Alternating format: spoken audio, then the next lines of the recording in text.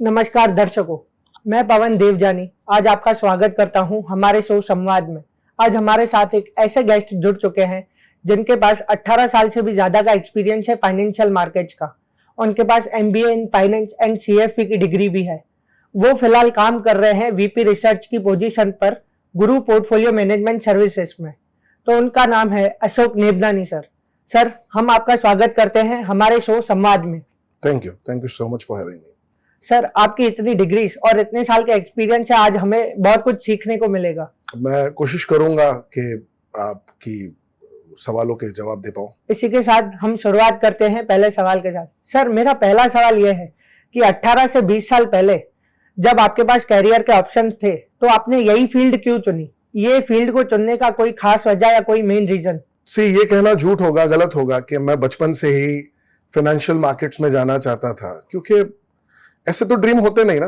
बच्चे के छोटे होते ड्रीम होते हैं कि भाई मुझे पायलट बनना है, मुझे पुलिस में जाना है, मुझे डॉक्टर बनना है। बट धीरे धीरे जैसे हम करियर में ग्रो करते हैं, फॉर एग्जांपल कॉमर्स लिया तो आपके ऑप्शंस लिमिटेड हो जाते हैं।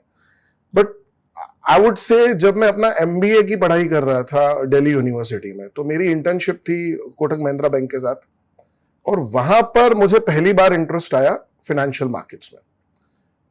मेरे गाइड जो है मेरे दिल्ली यूनिवर्सिटी के प्रोफेसर्स, उन्होंने भी मुझे कहा कि एक एक्साइटिंग करियर ऑप्शन हो सकता है।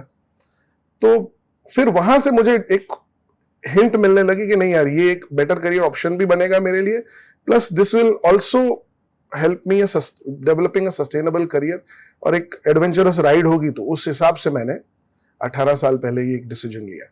जी सर। सर, आपने जब ये कैरियर चूज किया तो स्टार्टिंग में आपके मतलब बड़े चैलेंजेस क्या थे? स्टॉक मार्केट या फाइनेंशियल मार्केट्स में जाते वक्त सबसे बड़ा चैलेंज जो इवन आज की डेट में भी एग्जिस्ट करता है, वो है गाइडेंस की कमी। फाइनेंशियल लिटरेसी को लेकर हमारे देश में अवेयरनेस जीरो है। किसी को प्रॉपर गाइड करने वाले इंस्टीट्यूट्स नहीं है, ट्रेनर्स नहीं है। ऐसा समझिए कि बहुत it's a hard task to getting into the circle. Initially तो समझ में ही नहीं आता था कि करें क्या, बिकॉज आपके पास ठीक है, चलो आपके पास MBA की डिग्री आ गई है, but practical life is completely different from real world, bookish world, sorry I would say. तो बहुत दिक्कत थी इनिशियली, लेकिन जैसे मैंने कहा, once you get into it, आप ग्रूम होते चले जाते हो। पहले 2 साल it was really difficult, but जैसे जैसे समय बीता हमने और सीखा। कहते हैं ना, if you don't have a teacher then you need to be in the field. तो मैं ऐसा मानता हूं कि मेरा तो सबसे बड़ा टीचर मार्केट ही रहा। सर, अभी के करंट मार्केट सिचुएशन के हिसाब से जो अप्स एंड डाउन्स आ रहे हैं, उसमें अभी के जो बिगिनर्स हैं स्टॉक मार्केट में, आप उनको क्या एडवाइस देना चाहेंगे? मेरी तो एंट्री में ही दुनिया ने सबसे बड़ा रिसेशन देखा 2008 का। फाइनेंशियल क्राइसिस आए थे, लीमन ब्रदर्स वाले। बट एक चीज मैंने अपने 18 साल के करियर में देखी है कि मार्केट में जब भी बड़े फॉल्स आते हैं, वो एक अपॉर्चुनिटी होती है इन्वेस्टर्स के लिए। अगर किसी का लॉन्ग टर्म व्यू है, अगर कोई 10-15 साल, 20 साल, 25 साल के व्यूज है, मार्केट में इन्वेस्ट करना चाहता है, तो इंडियन स्टोरी इंटैक्ट है। भारत को आगे बढ़ने से कोई नहीं रोक सकता। ऑप्शन आता है कि भाई कौन सा स्टॉक चुनना पड़े। 8,000 से ज्यादा लिस्टेड कंपनियां हैं, तो कौन सा चुनना है वो बहुत मशक्कत का काम है। अगर किसी ने एक प्रॉपर रिसर्च करके एक सही स्टॉक चुन लिया और उसमें एक समय समय पर इन्वेस्टमेंट करते रहे, तो लॉन्ग टर्म में पैसा बनना ही है। You need to trust the process. दूसरी दिक्कत क्या हो जाती है, for example there are 2 type of people. एक होते हैं ट्रेडर्स, एक इन्वेस्टर्स। एक तीसरी नई जनरेशन पैदा हो गई है, दैट आर गैम्बलर्स। तो ट्रेडर और इन्वेस्टर दोनों का साइकी अलग है। फॉर एग्जाम्पल ट्रेडर, ऐसा समझ लीजिए कि मेरा इलेक्ट्रॉनिक्स का शोरूम है, तो जब मैं एक होलसेलर से अपने शॉप के लिए, अपने शोरूम के लिए एक फ्रिज खरीदता हूं, सपोज मेरी बाइंग प्राइस है 10,000 रुपए, तो मैं उसके ऊपर पहले दिन एक टैग लगाता हूं, भाई ये मुझे 15,000 में बेचना है। अब सपोज कस्टमर मेरे शॉप पे आया, उसने फ्रिज देखा, उसको पसंद आया, एंड ही सेइंग मैं 15,000 में खरीदने को तैयार हूं। आपको क्या लगता है मुझे क्या करना चाहिए? दे देना चाहिए कि रुकना चाहिए? दे देना चाहिए। यही गलती सबसे ज्यादा स्टॉक मार्केट में लोग करते हैं। आप जब खरीद रहे हो, you need to have a clear view कि मुझे इसे बेचना कब है। अब रेट आ गया है लेकिन लोग बेचेंगे नहीं, उनके दिमाग में आइडिया चल रहा है अभी तो और बढ़ेगा, अभी तो और बढ़ेगा। और एक चीज समझनी चाहिए, मेरा रेट आ चुका है, मुझे बेचना है, और अगर वो नहीं बेचते हैं और रेट डाउन चला गया तो एक और इंटरेस्टिंग सिचुएशन क्रिएट हो जाती है। लोगों को प्रॉफिट कमाने में मजा नहीं आता, लोगों को लॉस रिकवर करने में मजा आता है। यानी जब उनका समझिए फॉर एग्जांपल वापस 10,000 रुपए जब आ जाएगा तो उनको लगेगा यार अब बेच देता हूं, पैसा भी इन्वेस्टेड रहा लंबे समय तक और कुछ गेन नहीं किया। तो ये ट्रेडर्स है, ट्रेडर को क्लियर कट डिसिप्लिन फॉलो करना है, मैंने कितने पे खरीदा है, कितने पे बेचना है। इन्वेस्टर का point of view completely different होता है। मैं हमेशा एग्जांपल देता हूं कि आप इन्वेस्ट कर रहे हो जब, तो एक क्वालिटी स्टॉक या एक अच्छा म्यूचुअल फंड या और कुछ छोड़ दीजिए, निफ्टी में इंडेक्स में निफ्टी ETF में इन्वेस्ट कर लीजिए। उसमें आप पैसा डालकर वेट करिए, जैसे कि आम का पेड़ लगाते हैं आप, पेड़ 10 साल तक आपको कोई फल नहीं देगा, लेकिन उसके बाद जब वो फल देना शुरू करेगा तो वो जनरेशनल वेल्थ क्रिएट करेगा। हाँ, एक चीज हमको समझनी पड़ेगी कि जैसे हम पेड़ लगाते हैं तो पेड़ को छोड़ नहीं दिया जाता, समय समय पर उसको पानी दिया जाता है, उसमें कीटनाशक डाले जाते हैं। सिमिलरली आप जब इन्वेस्ट कर रहे हैं तो समय समय पर आपको रिविजिट करना पड़ेगा, चेक करना पड़ेगा भाई कंपनी में सब कुछ ठीक तो चल रहा है, कंपनी में कहीं कोई फाइनेंशियल गड़बड़ियां तो नहीं हो रही। आंखें बंद करके बैठकर इन्वेस्टमेंट नहीं किया जा सकता। सर आपने जैसे बोला कि स्टॉक मतलब एक क्वालिटी स्टॉक चूज करना है, सर अभी का मतलब देखने जाए तो सभी लोगों का बिजी शेड्यूल है, तो ऐसी कोई मतलब ट्रिक है मतलब जो हमें पता चल सके कि हम 5 मिनट में स्टॉक के बारे में पता कर पाए कि ये लेने जैसा है कि नहीं? स्टॉक मार्केट के लिहाज से जैसे मैंने कहा कि मैं तो सेल्फ लर्निंग से आया हूं, तो मैं वॉरेन बफे को अपना गुरु मानता हूं। Great investor from America, Berkshire Hathaway के ओनर, उन्होंने सबसे ज्यादा वेल्थ बनाई है स्टॉक मार्केट से। उनका एक कोट है जो मुझे बहुत अच्छा लगता है कि by the brand, by the company which you can see from your naked eyes. आपके सामने कई सारे प्रोडक्ट्स हैं, कई सारी कंपनीज हैं जिनका बिजनेस आपको अपनी आंखों से दिख रहा है, तो वहां इन्वेस्ट कर लीजिए।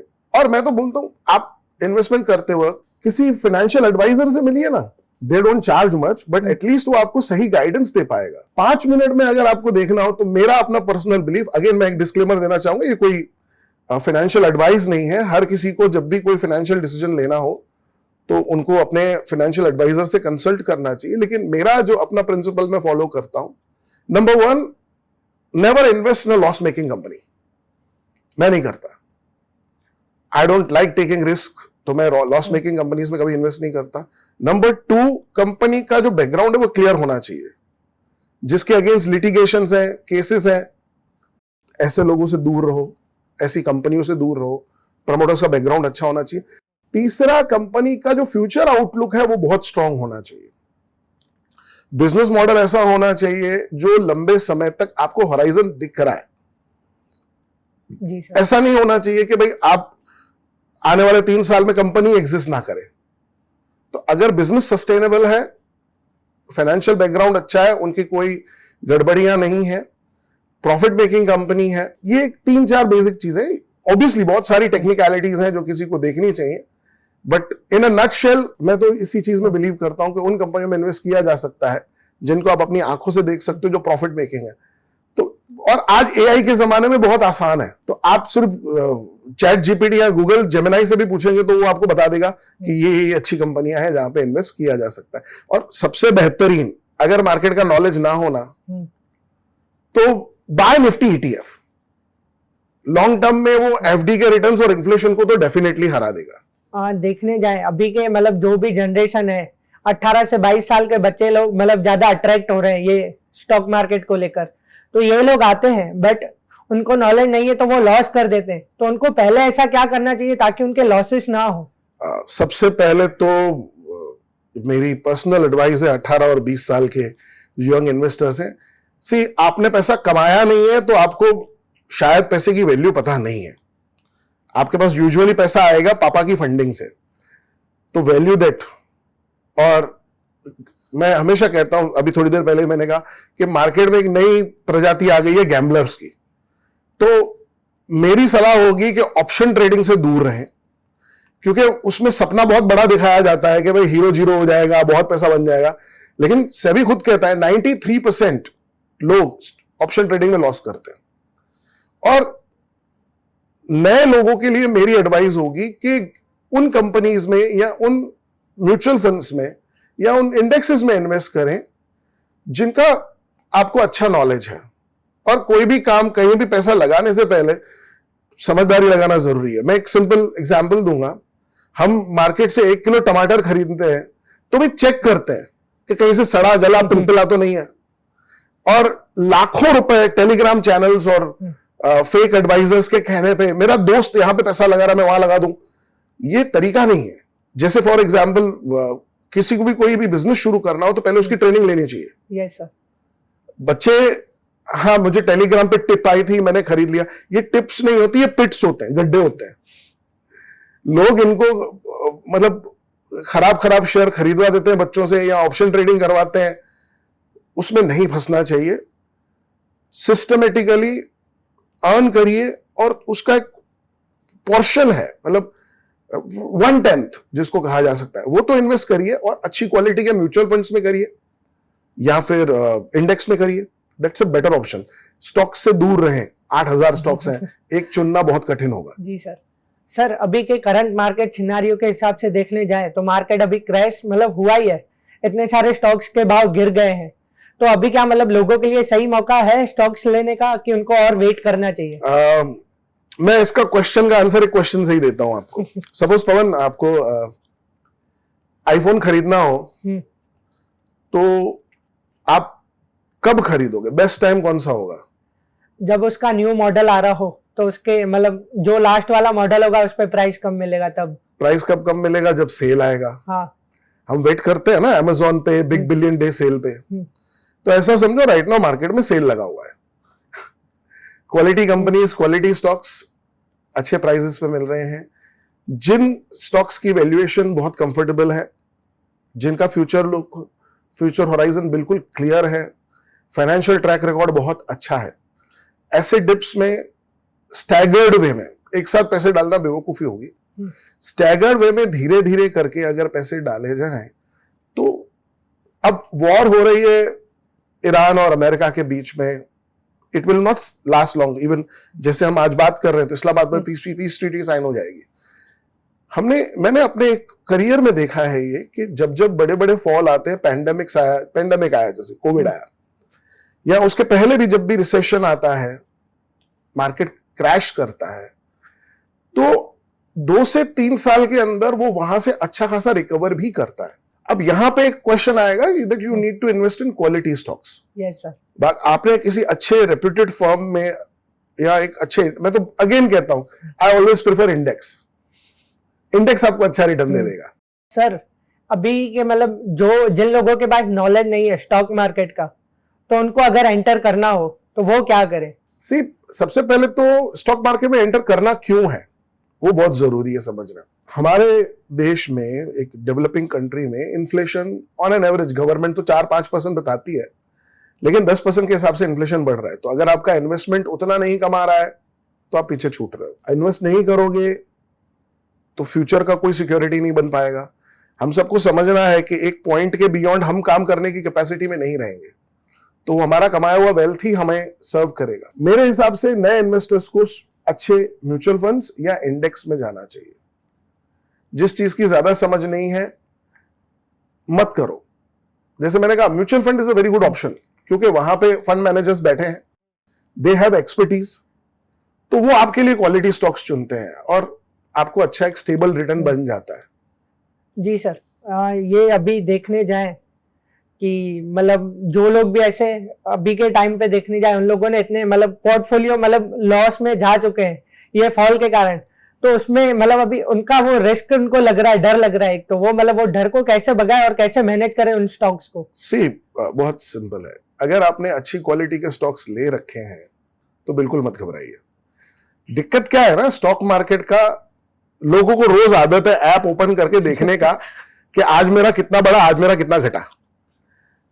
हमारे पेरेंट्स ने अगर कहीं कोई जमीन खरीद रखी हो या सोना खरीद रखा हो तो क्या रोज बाजार में भाव पूछने जाते हैं कि आज मेरे सोने का भाव क्या है या मेरी जमीन का भाव कहां पहुंचा है? नहीं, पॉइंट ऑफ व्यू क्लियर करके चलना चाहिए।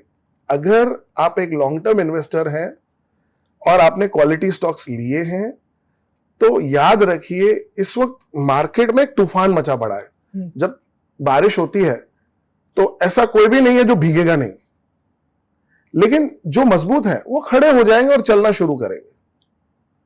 तो मैं तो हमेशा कहता हूं रिजिलिएंट फर्म्स, रिजिलिएंट कंपनीज जो हैं, जो फंडामेंटली स्ट्रांग कंपनीज हैं, वो हर तरह की मुसीबत को झेल लेती हैं, सरवाइव करती हैं और फिर वो लीडर्स बनती हैं, आगे चलती हैं। हाँ, अगर आपने गलती से किसी, कह सकते हैं कि रिस्की कंपनी में पैसा डाल दिया है तो बहुत बड़ा खतरा है। और दूसरी, जैसे मैंने कहा, लोगों के साथ दिक्कत क्या है, लाखों रुपए किसी की टिप पे, किसी टेलीग्राम के हिंट लिंक पे वो डाल देते हैं। वो नहीं करना चाहिए। Rather it will be better to consult a financial advisor जो उनको एक सही गाइडेंस दे सके। सर, मेरा एक और आपसे सवाल है, आगे आने वाले 5 से 10 सालों में आप इंडियन इकोनॉमी को कहाँ मतलब देखना चाहोगे? पिछले 12-13 सालों में मोदी जी के आने के बाद, जब सेंटर में मोदी जी की गवर्नमेंट आई है, उसके बाद मैसिव वर्क हुआ है इंफ्रास्ट्रक्चर डेवलपमेंट के ऊपर। किसी भी इकोनॉमी को बूम करने के लिए पहली रिक्वायरमेंट होती है कि उसका इंफ्रास्ट्रक्चर रेडी हो, जो हमारे पास राइट नाउ इन प्लेस है। आप जस्ट इमेजिन करिए, यूपी जैसा स्टेट जो दुनिया के, अगर कंट्री वाइज देखने जाओ तो शायद बड़े बड़े कंट्रीज पॉपुलेशन के मामले में उनसे कम रहते हैं, वहां पे हाईवेज का डेवलपमेंट एंड ऑल दैट कुछ था ही नहीं, जो पिछले 12-13 सालों में ही हुआ है। इंडिया का सबसे बड़ा कोस्टल एरिया गुजरात के पास है, तो हमारे पास रिसोर्सेज की कोई कमी नहीं थी। हाँ, अब क्या हो चुका है, जो डेवलपमेंट सिर्फ 3-4 स्टेट्स तक रिस्ट्रिक्टेड था, भाई गुजरात, महाराष्ट्र, तमिलनाडु, हरियाणा, अब वो डेवलपमेंट और स्टेट्स में पहुंचा है। सो व्हाट विल हैपन, ज्यादा डेवलपमेंट आएगा, ज्यादा इन्वेस्टमेंट आएगा, ज्यादा अपॉर्चुनिटीज बनेंगी। प्लस इंडिया की सबसे बड़ी जो कह सकते हो इस वक्त बेनिफिट है, that is we are the youngest population in the world. तो जो डेमोग्राफिक डिविडेंड हमारे पास है वो किसी के पास नहीं है। हम लर्नर्स बहुत अच्छे हैं, इंडियंस का थिंकिंग बहुत अच्छा है। मुझे अपनी कंट्री पे पूरा भरोसा है, आने वाले 10-15 साल नहीं, मैं तो मानता हूं आने वाले शायद 100 साल, we are entering into the era of India, जहां पर ग्लोबल इकोनॉमी इंडिया को साथ लिए बगैर, इंडिया के सपोर्ट के बगैर चलाना पॉसिबल नहीं होगा। भले ही आज की डेट में दूसरे कंट्रीज डोमिनेट कर रहे हैं, बट वो जैसे कहावत है ना कि तुम्हारा वक्त आया हमारा दौर आएगा, तो मुझे लगता है इंडिया का दौर शुरू हो रहा है। Yes sir. सर, मेरा एक और सवाल है आपसे, अभी अगर मार्केट को समझना हो, यूथ को समझना हो कि मार्केट के अंदर कैसे एंटर करना है, कैसे काम करना है, तो उनको क्या, कौन सी बुक्स रीड करनी चाहिए? सबसे अच्छी चीज क्या है पता है, आज की डेट में आपके पास एक गोल्डन अपॉर्चुनिटी है कि ऑडियो बुक्स आ चुके हैं। मतलब बुक रीड करना एक टायरसम जॉब होता है, यस सर। लेकिन सपोज आप कोई ऑडियो बुक ले लेते हो तो कान में सुनते सुनते आप जा सकते हो। मेरे हिसाब से 3 किताबें हैं जो स्टॉक मार्केट में एंट्री करने से पहले पढ़नी चाहिए। सबसे पहली बुक जो आपको पढ़नी चाहिए, that is the richest man in Babylon. वो आपको समझा देगी कि पैसे का वैल्यू क्या है। दूसरी जो मेरी फेवरेट बुक है, जो कई सारे लोग बात भी कर चुके होंगे, द इंटेलिजेंट इन्वेस्टर। और तीसरी मेरे फेवरेट फंड मैनेजर की बुक है, पराग परीख सर की, स्टॉक्स टू रिचेस। ये 3 बुक्स अगर आप पढ़ लेते हैं, आई एम कॉन्फिडेंट कि आपको स्टॉक मार्केट एकदम फुल HD 4K क्लैरिटी में दिखना शुरू हो जाएगा and you won't make mistakes in the market. जी सर। सर, आप हमारे यूथ को और अभी के बच्चों को क्या एडवाइस देना चाहेंगे, एक गोल्डन एडवाइस जो मतलब उससे वो सीख पाए और कर पाए, आगे चल के काम वो कर पाए? मैंने आज से लगभग 6 महीने पहले एक इनिशिएटिव शुरू किया था, which is growing day by day. Dream to be a millionaire before you turn 25. The problem is, आजकल की यूथ के पास पेरेंटल सपोर्ट अच्छा है, लेकिन 25 साल की उम्र तक पहुंचने से पहले कोई क्वालिफिकेशन नहीं है, तो स्टेबल सोर्स ऑफ इनकम नहीं है, और लाइफस्टाइल इतनी एक्सपेंसिव हो चुकी है कि अननेसेसरी खर्चों में बहुत सारा पैसा वेस्ट हो रहा है। हमने एक रिसर्च की थी 8,000 बच्चों की पूरे गुजरात में, जिसमें पता चला कि एक बच्चा ऑन एन एवरेज हर महीने सिर्फ फूड, बेवरेजेस, ट्रांसपोर्टेशन, दोस्तों के साथ मूवी देखना, पार्टीज करना, इसमें हर महीने लगभग 18,000 रुपए का खर्चा कर रहा है हर बच्चा। 18,000। यस तो अगर उसका 1/3 भी वो कट डाउन करे, you know, that comes to 6,000।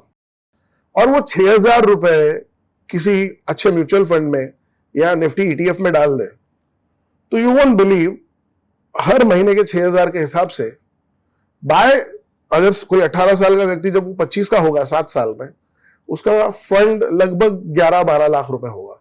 That means more than $1 million। We need to understand the value of money. जब तक आज का यूथ पैसे की वैल्यू नहीं समझेगा, तब तक वो सफर करेगा। Every rupee that we spend, वो हार्ड अर्न्ड मनी है। मतलब उसका लॉस होना आपको दुख जब तक नहीं देता ना, तब तक उसका वर्थ नहीं समझोगे। मैं आपको अपना पर्सनल एग्जांपल देता हूं। मेरा कहीं अगर रुमाल गुम हो जाए ना, तो मुझे लंच अच्छा नहीं लगता कि नहीं यार, आज मेरे हाथ से रुमाल खो गया मेरा। That much value you should give to your money. Sir, आपसे बात करके हमें बहुत अच्छा लगा, आपसे बहुत कुछ सीखने को भी मिला। मैं यही आशा करता हूं कि हमारी ऑडियंस को भी बहुत कुछ नया सीखने को मिला होगा। सर, आपने अपना वैल्यूएबल टाइम निकाल के हमारे शो संवाद को दिया, इसके लिए मैं आपका धन्यवाद करता हूं। Thank you sir. Thank you so much for having me. It's always a pleasure.